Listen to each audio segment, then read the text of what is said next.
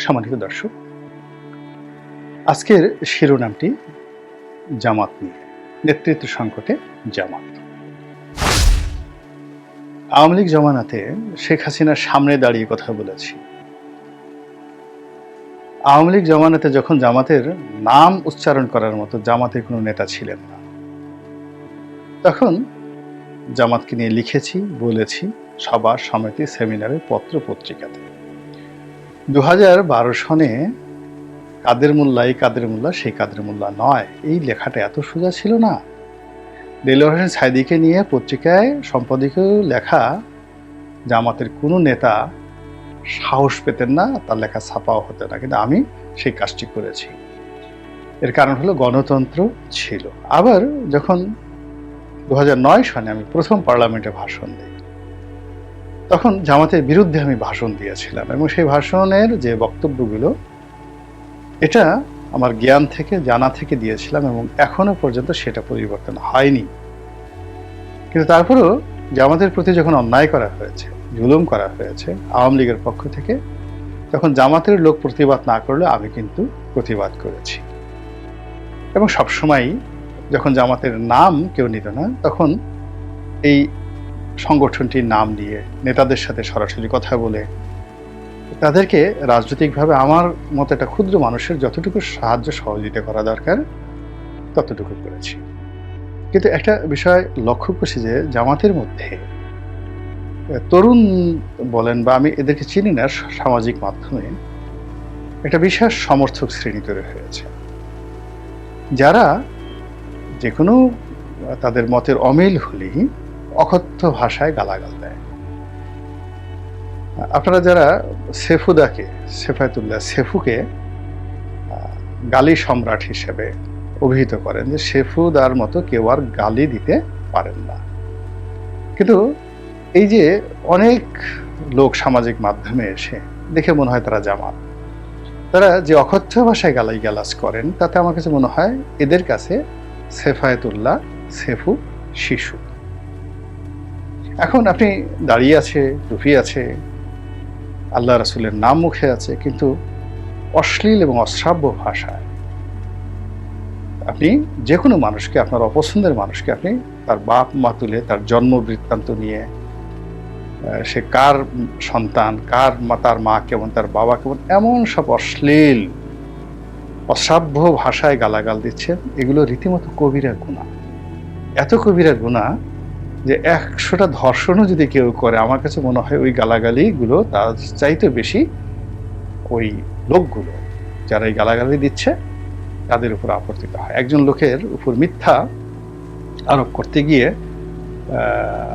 একটা মানুষ নিজেকে যেভাবে অভিশাপের মধ্যে ফেলে দেয়, এই অভিশাপের কারণে তাদের কোনো কর্মে কিন্তু দীর্ঘমেয়াদে বরকত আসে না। তো যেটা বলছিলাম, যে এই জামাতকে নিয়ে কথা বলাটা এই মুহূর্তে বিপজ্জনক, যে এরা গালাগাল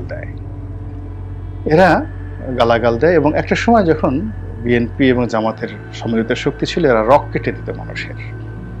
তো যার জন্য জামাতের ভালো দিকগুলো যেমন আছে, তার সঙ্গে সঙ্গে এই যে জামাত মানুষের পায়ের রক কেটে দেয়, এই দুর্নাম এবং বদনাম থেকে কিন্তু এখনো জামাত বের হতে পারেনি। আর ৭১-এ তাদের যে কর্মকাণ্ড, সেই কর্মকাণ্ড যে কোন পর্যায়ে ছিল, এটা এই প্রজন্মের যারা জামাত করে তারা ভাবতেই পারবেন না। তো যেটা বলছিলাম, যে জামাত সবসময়টাতেই ঐতিহাসিক কতগুলো সুযোগ পেয়েছে স্বাধীন বাংলাদেশে। তাদের প্রথম সুযোগটি এসেছিল ৭৫-এর 15ই আগস্টের বঙ্গবন্ধুর হত্যাকাণ্ডের পর। তো সেই হত্যাকাণ্ডের ওই সময়টিতে জামাতের নেতৃত্ব ছিল, খুব বলিষ্ঠ নেতৃত্ব ছিল।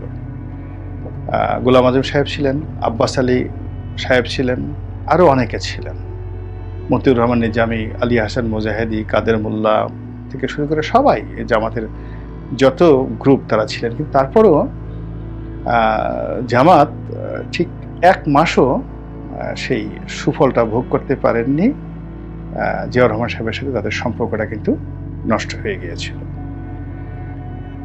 এরপর তারা দ্বিতীয় সুযোগ পায় এরশাদ জামানাতে, যখন সামরিক শাসন আসে।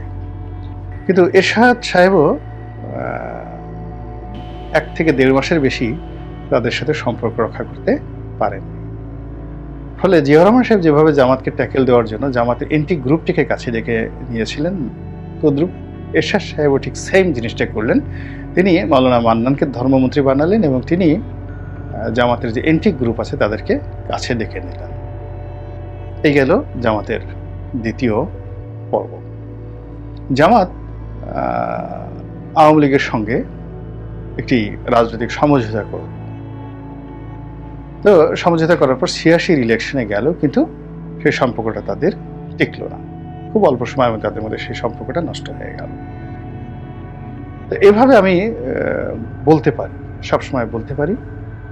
এবং যখন ২০০৯ সনে আওয়ামী লীগ ক্ষমতায় এলো, তখন তো আমি ঠিক একজন রাজনৈতিক পর্যবেক্ষক নয়, আওয়ামী লীগের একজন সংসদ সদস্য হিসেবে অনেকগুলো বিষয় দেখেছি। আওয়ামী লীগ জামাতকে ক্ষতি করতে চায়নি, শুধু তারা চেয়েছিল জামাত বিএনপি থেকে আলাদা থাকুক এবং বিএনপির সঙ্গে জোট করবে না, নির্বাচনে জোট করবে না, শুধু এতটুকু নিশ্চয়তা চেয়েছিল। আর এই জিনিসটি জামাতের যারা নেতৃত্বে ছিলেন তারা এটা হ্যান্ডেল করতে পারেন এবং বিশ্বাস করেন। মাওলানা দিলওয়ার হোসেন সাঈদী সাহেব, ওনাকে যখন গ্রেপ্তার করা হলো, প্রায় ২ মাস তার বিরুদ্ধে বাংলাদেশের কোথাও একটা জিডি এন্ট্রি হয়নি। খোঁজ নিয়ে দেখেন, তাকে গ্রেপ্তার করা হয়েছে কেবলই মাত্র একটা থ্রেট হিসেবে, যে আপনারা বিএনপির সঙ্গে যেতে পারবেন না। এখন দেখুন, সেই বিএনপির সঙ্গে কিন্তু জামাতের এখন ডাকুমরার সম্পর্ক।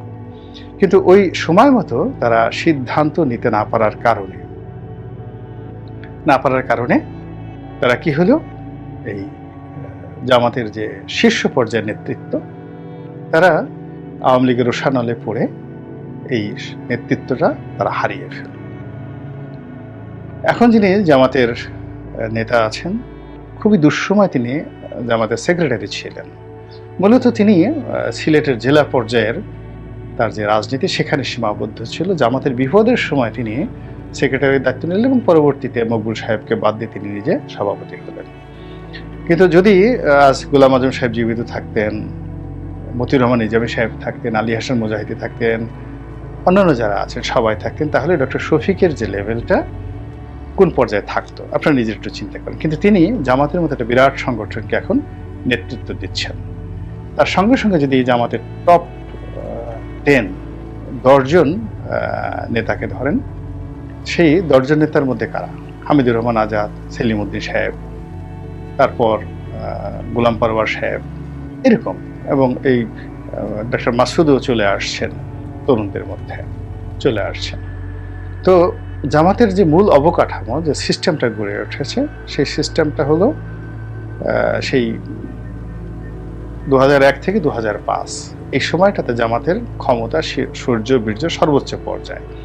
তো তার সাথে যদি আপনি তুলনা করেন, জামাতের নেতাকর্মীরা আগের মতো শুধু নাই, আগের চেয়ে বেড়েছে, অনেক বেড়েছে। তো কিন্তু এই নেতাদেরকে নেতৃত্ব দেওয়ার মতো যে পরিপক্কতা সেই 2001 থেকে 2005 পর্যন্ত ছিল, সেটা কি এখনকার নেতৃত্বের আছে কিনা, এই প্রশ্নটা শুধু আমি রাখলাম, আমি অন্য কোনো কিছু বললাম না। যখন এই বিপ্লবটা হলো বা সংগঠিত হচ্ছে, যেহেতু আমি রাজনৈতিক পর্যবেক্ষক, আমি মীর কাসেম সাহেবের সঙ্গে জেলখানাতে ছিলাম এবং পাশাপাশি রুমে ছিলাম। তো জামাতের অনেক ইন্টারনাল বিষয়গুলো মীর কাসেম সাহেব থেকে শুরু করে কাদের মোল্লা থেকে শুরু করে অন্যান্য যারা ছিলেন জেলখানাতে, অনেক শীর্ষ নেতা ছিলেন ছাত্র শিবিরে, তাদের সঙ্গে আলাপ আলোচনা হয়েছে। তাদের শিক্ষা প্রতিষ্ঠানগুলোতে তাদের যে স্ট্রেংথ, এটা তারা আমাকে বলেছেন। আমি জেলখানাতে বসে এটা দেখেছি। মীর কাসেম সাহেব বলেছেন যে পুলিশকে যদি নিউট্রাল করে দেওয়া হয়, ঢাকা বিশ্ববিদ্যালয় থেকে ছাত্রলীগ এবং ছাত্র দলকে বের করে দিতে ছাত্র শিবিরের 1 ঘন্টার বেশি সময় লাগবে না। তো তিনি আমাকে এটা 2013 সনে বলেছিলেন। তো 13 সনের পরে তো তাদের এই ক্ষমতাটা অনেক বেড়েছে। আমি এই কথাগুলো আবার পরবর্তীতে জামাতের যারা থিঙ্ক ট্যাঙ্ক ছিলেন, ডক্টর আব্দুর রাজ্জাক বলেন, মানে ব্যারিস্টার আব্দুর রাজ্জাক, কিংবা বিশেষ করে আমার সঙ্গে খুব বেশি সম্পর্ক ছিল শাহ আব্দুল হান্নান সাহেবের সাথে। ওনার সঙ্গে আমার একটা পারিবারিক সম্পর্ক ছিল, বলতে গেলে প্রতি সপ্তাহেই আমাদের দেখা সাক্ষাৎ কথাবার্তা হতো। উনি আসতেন আমার এখানে, আমি ওনার বাসায় একাধিকবার গেছি, কথাবার্তা হতো। ফলে জামাতের যে আইডিওলজিক্যাল যে দিকগুলো, সেগুলো জামাতের অনেক বড় বড় নেতা আছে, তাদের চাইতে আমার বোঝার, দেখার বেশি সুযোগ হয়েছিল। দ্বিতীয়ত আপনি মনে করেন যে জামাতের যে পত্রিকাটি, এটিতে আমি 2010 সন থেকে এই কন্টিনিউয়াসলি প্রতি শুক্রবারে লেখা লিখছি।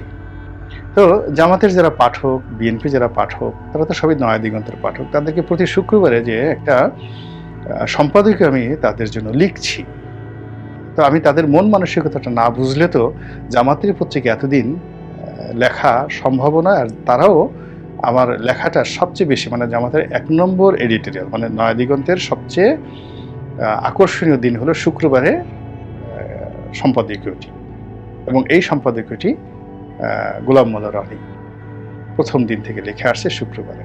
এই আমি গত দিন 15 হলো শারীরিক কারণে নয়া দিগন্তে লেখা বন্ধ করেছে। এর কারণ হলো বাংলাদেশ প্রতিদিনে আবার আমাকে লিখতে হচ্ছে, পাঠক বেশি। এই মুহূর্তে বাংলাদেশ প্রতিদিনে লিখলে আমি বেশি পাঠক পাবো। আর নয়া দিগন্ত যখন তাদের গোলাম মোল্লা রনির লেখা দরকার ছিল তখন লিখেছে। আর এখন যেহেতু জামাত একটা ভালো অবস্থানে আছে, তো কাজে আমার লেখা আর কাউকে এখন আর আমাকে ইনফ্লুয়েন্স করার দরকার নেই, কাউকে বাঁচিয়ে রাখার দরকার নাই। এখন তারা নিজেরাই অনেককে বাঁচিয়ে রাখতে পারে। তো যেটা বলছিলাম যে সেটি হলো এই যে জামাতকে নিয়ে দেখা গেল আমি এই একটা স্ট্যাটাস দিলাম 6 তারিখ বা 7 তারিখে, জামাত একটা নীরব বিপ্লব ঘটিয়েছে। তো এটা জামাতের অনেক লোক মনে করলো যে আমি জামাতকে একটা খোঁটা দিলাম, কিন্তু এটা নীরব বিপ্লবটি তো আমি জানতাম সেই 2013 থেকে যে বিশ্ববিদ্যালয়গুলোতে তাদের সংগঠনের অবস্থা কি।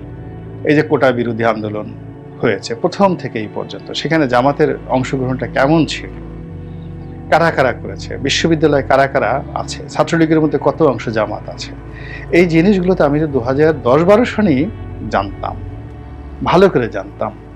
তো ওটারই এটা আমি ইন্ডিকেশন দিয়েছিলাম, ইন্ডিকেট করেছিলাম একটা স্ট্যাটাসের মাধ্যমে, এবং বলার চেষ্টা করেছিলাম যে এত বড় একটা বিপ্লব হলো এবং এত বড় একটা অংশগ্রহণ, যেখানে মূলত জামাতের নেতৃত্বেই এই কোটা বিরোধী আন্দোলনটা হয়েছে এবং এখানে একটা মাস্টার প্ল্যান তারা বাস্তবায়ন করেছে।